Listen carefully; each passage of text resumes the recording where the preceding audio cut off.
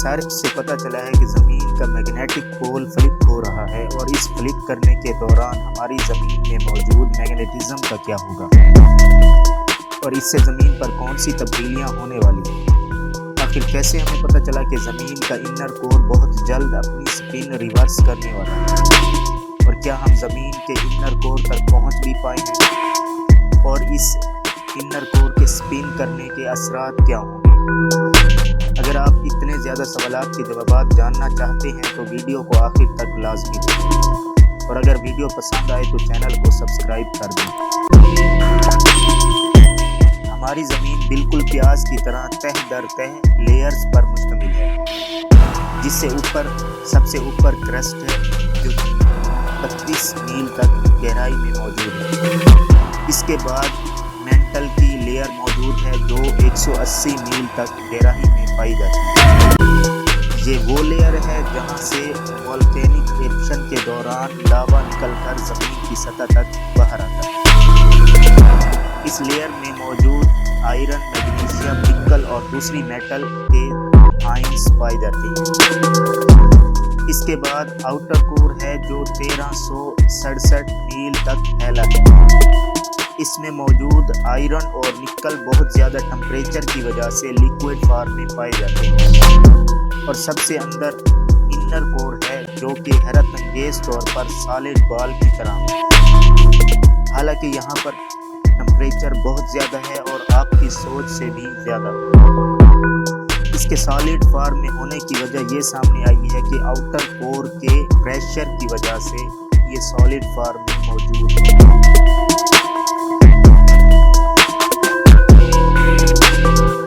مگر ہمیں کیسے پتہ چلا کہ زمین کی لیئر اسی طرح موجود ہے؟ حالانکہ اب تک انسانوں نے میکسیمم زمین میں 12 کلومیٹر ڈرلنگ سے زیادہ نہیں کی، کیونکہ اس سے نیچے بہت زیادہ ٹمپریچر کی وجہ سے ڈرلنگ کرنے والے اوزار یا ٹولز یا تو کام چھوڑ جاتے یا پھر پگھل جاتے۔ اس کے لیے سیزمک ویوز کا استعمال کیا جاتا ہے، اور یہ ویوز زمین کی ایک سطح سے دوسری طرف بھیجی جاتی ہیں، اور یہ ویوز زمین کی تہہ کے ایک سرے سے بھیج دی جاتی ہیں، اور ان ویوز میں کیونکہ پی ویوز اور ایس ویوز ہوتی ہیں، P waves forward and backward move کرتی ہیں جس طرح کے sound signals, S waves forward اور بیکورڈ بھی موو کرتی ہیں، اور اس کے ساتھ ساتھ پرپینڈیکولر بھی موو کرتی ہیں۔ یہ ویوز اسی وجہ سے آہستہ بھی ہو جاتی ہیں، جو زمین کے دوسرے سرے سے سیزمک ریسیور کے ذریعے ریسیو کی جاتی ہے، اور دونوں کے ٹائم لیپس اور فریکوینسی چینج ہونے کی وجہ سے ہمیں پتہ چلتا ہے کہ زمین کی لیئرز کس طرح موجود ہیں، یا لیئرز کس فارم میں موجود ہیں، اور ان کا ٹمپریچر کیا ہے۔ مگر اب ہم آتے ہیں اصل ٹاپک پر۔ جیسے کہ میں نے آپ کو بتایا کہ زمین کی اندرونی تہ جو کہ سالڈ میٹل کی ہے، اور اس کے باہر ایک آؤٹر کور موجود ہے جو کہ مولٹن میٹلز، آئرن اور نکل پر مشتمل ہے۔ زیادہ ٹمپریچر کی وجہ سے ان میٹلز کے آئنز کی آئونائزیشن ہو جاتی ہے، اور پھر فری الیکٹرانز حرکت کرتے ہوئے انر کور تک پہنچ جاتے ہیں، اور ہم سب جانتے ہیں کہ الیکٹران کے فلو کی وجہ سے الیکٹرک کرنٹ پیدا ہوتا ہے، اور جہاں پر بھی الیکٹرک کرنٹ پایا جائے گا تو میگنیٹک ایفیکٹ بھی پیدا کر دیتا ہے۔ میگنیٹک ایفیکٹ کی وجہ سے میگنیٹک فیلڈ جنریٹ ہوتی ہے، اور اسی میگنیٹک فیلڈ کی وجہ سے زمین کے نارتھ اور ساؤتھ پولز بھی بنتے ہیں، اور اس طرح سے ہماری زمین ایک میگنیٹک فیلڈ پر مشتمل ہے۔ اس میگنیٹک فیلڈ جو زمین کی تہ کے اوپر موجود ہوتی ہے، یہ ایک پروٹیکٹیو شیلڈ کا کام کرتی ہے۔ یہ شیلڈ ہمیں سولر وینڈز یا سولر ریڈیشن سے بچاتی ہے، اور ان کو زمین تک پہنچنے سے روکتی ہے، جس کی وجہ سے آج ہم زندہ ہیں، اور ساتھ میں ساؤتھ اور نارتھ پولز کا حساب بھی لگا سکتے ہیں۔ اور اگر تصور کریں کہ یہ میگنیٹک فیلڈ جو زمین کے باہر موجود ہے ختم ہو جائے تو سولر کی ریڈیشن یا سورج کی ریڈیشن زمین تک پہنچے گی، اور ٹمپریچر کو اتنا زیادہ بڑھا دیں گی کہ یہاں پر رہنا مشکل ہو جائے گا، اور سب سے پہلے انسان کی جلد پر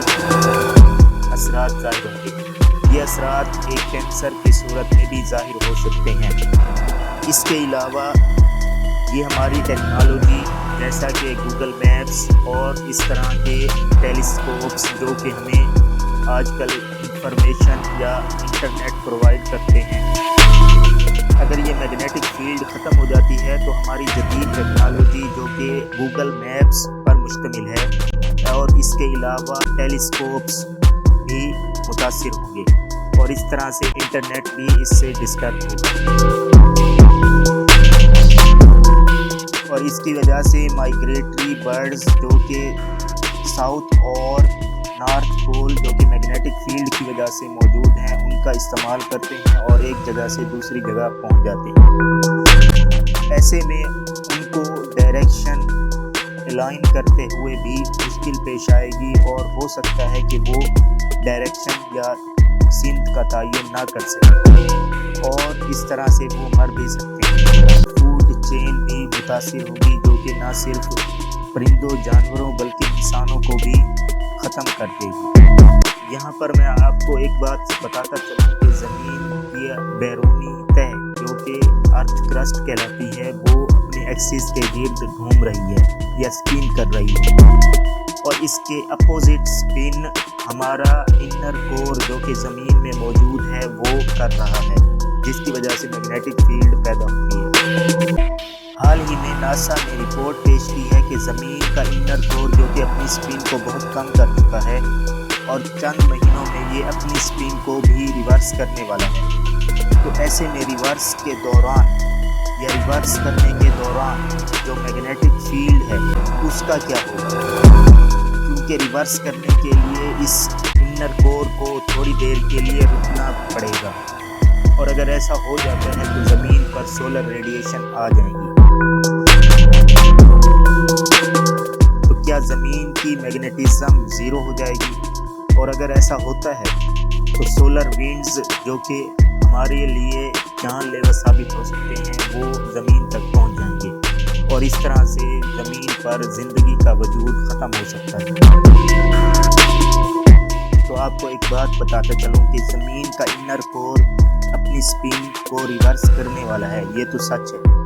مگر ایسا پہلی بار نہیں ہو رہا، بلکہ ایسا ہر 70 سال کے بعد ہوتا ہے، اور جہاں تک اس میگنیٹزم کے زیرو ہونے کا سوال ہے تو وہ زیرو بالکل بھی نہیں ہوگی، کیونکہ میگنیٹزم ایک طرف سے ویک ہوتے ہوئے دوسری طرف سے اسٹرانگ ہونا شروع ہو جائے گی۔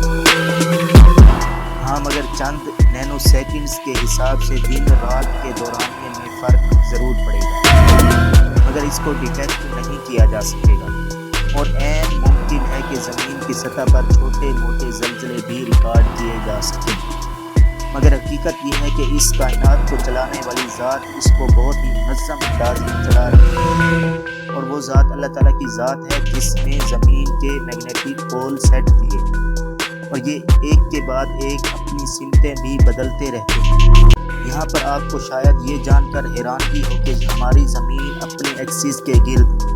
1600 کلومیٹر فی گھنٹہ کے حساب سے اسپن کر رہی ہے، اور اسی اسپن کی وجہ سے ہماری زمین پر دن اور رات بدلتے رہتے ہیں، اور اس سے بڑھ کر کئی گنا تیز زمین کا انر کور اسپن کر رہا ہے، مگر پھر بھی یہ اپنے ایکسس پر برقرار ہے۔ سائنسدانوں نے ایک ایکسپیریمنٹ کیا جس میں انہوں نے مختلف اشیاء کو اپنے ایکسس پر گھمانے کی کوشش کی، تو باقی تمام اشیاء اپنے ایکسس پر قائم رہیں اور اسپن کرتی رہیں، مگر ایک بوتل جس میں لیکوئڈ بھرا گیا تھا تو وہ اپنے ایکسس کے گرد گھومنے کی بجائے ایکسس سے ہٹ کر روٹیٹ کرنے لگا۔ حالانکہ زمین میں بھی اسی طرح کا لیکوئڈ جو کہ آؤٹر کور میں پگھلے ہوئے میٹل کی صورت میں موجود ہے پایا جاتا ہے، مگر یہاں پر زمین اپنے ایکسس کے گرد مسلسل گھوم رہی ہے، اور اس کے علاوہ یہ اپنی میگنیٹک فیلڈ کو بھی قائم کیے ہوئے ہے۔ تو ایسے میں کس ذات نے آخر اس کو تھاما ہوا ہے؟ بے شک وہ ذات باری تعالیٰ کی ذات ہے۔